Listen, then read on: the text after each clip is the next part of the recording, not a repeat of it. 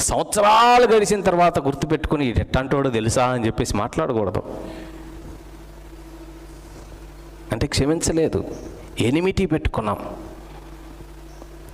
ఎప్పుడైతే తల్లిదండ్రులు బిడ్డలు చేసిన పొరపాట్లను క్షమించకుండా ఉంటారో, క్షమించకుండా ఉండి వారు వైరుధ్యాన్ని చూపిస్తారో, వారి కుమారుల పట్ల, వారి అక్క చెల్లెళ్ళు అన్నదమ్ముల మధ్య విరోధం ఉంటుంది, కొట్లాట్లు ఉంటాయి.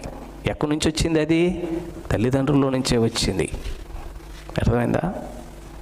ఎప్పుడైతే తల్లిదండ్రులు వారి పిల్లలు చేసిన పొరపాట్లను క్షమిస్తారో, మరిచిపోతారో, వారి పిల్లలు అంతం వరకు ప్రేమానురాగాలు కలిగి జీవిస్తారు.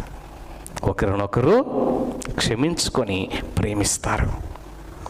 ఇది